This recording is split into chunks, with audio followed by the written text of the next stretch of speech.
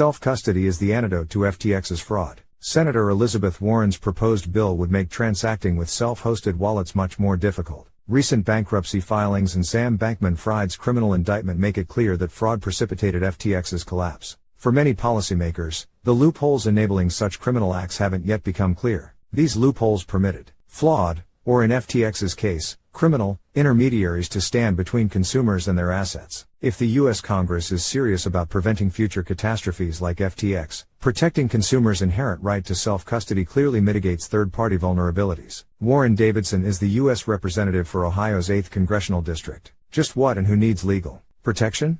While Satoshi Nakamoto's 2008 Bitcoin white paper effectively launched this era of fintech innovation, the legal and regulatory framework today continues to reinforce the structure of our traditional financial system and the legacy flaws that come with it. Fraud is one of these legacy flaws. Fraud committed under the guise of innovation is still fraud. FTX exemplified this. In short, Bankman-Fried found a way to convince customers and investors to allocate dollars to FTX's platform, or, rather, FTX's balance sheet, by promising to be a third-party intermediary to purchase digital assets on their behalf. Customers then maintained balances in their FTX accounts while Bankman-Fried put funds under the control of Alameda Research, the trading firm he founded in 2017. He established his own cryptocurrency, FTT, to use as collateral for any loans made from FTX to Alameda. He then leveraged his assets under Alameda's control at unprecedented levels. While this overview spares many details, this is the same criminal approach that has been seen before in traditional finance. FTX customers who transferred their digital assets off FTX's platform and onto their own self-hosted wallets, devices that allowed digital assets to be stored off the internet, protected themselves from FTX's fraud.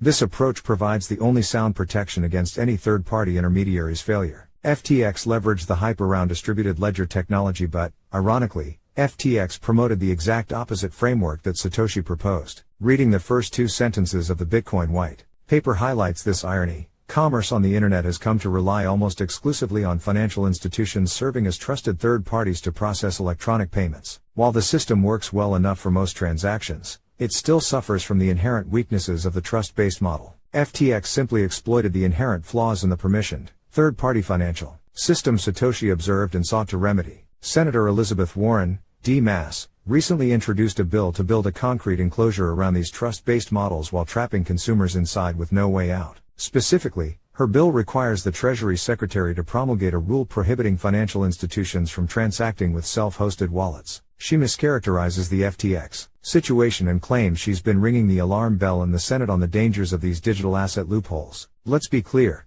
her open hostility towards financial freedom is a clear and present danger to consumers and will only reinforce the system fraudsters continue to exploit. That's why I introduced the Keep Your Coins Act last February. It was only a matter of time before someone, in Washington, D.C., would try to compel the Treasury Department to interfere with consumers' inherent right to self-custody of their digital assets, to own and possess private property. In the wake of FTX's collapse, it should be evident that protecting self-custody is must-pass legislation. In his testimony before the House Financial Services Committee, John J. Ray III, the current FTX CEO, overseeing the bankruptcy process, discussed how all of FTX customers' digital assets were commingled. This model left customers with only a claim over their assets rather than actual possession. We have a technology that allows consumers to avoid third-party vulnerabilities. It's imperative to embrace this opportunity to protect consumers. FTX was not about crypto, it was about a criminal, exploiting a traditional third-party relationship by failing to do what he said he was doing, establishing a property right to digital assets on behalf of customers who deposited funds with his company. Self-custody has proved the only foil to his scheme, and Congress should protect it rather than undermine it with Senator Warren's disingenuous assault on financial freedom.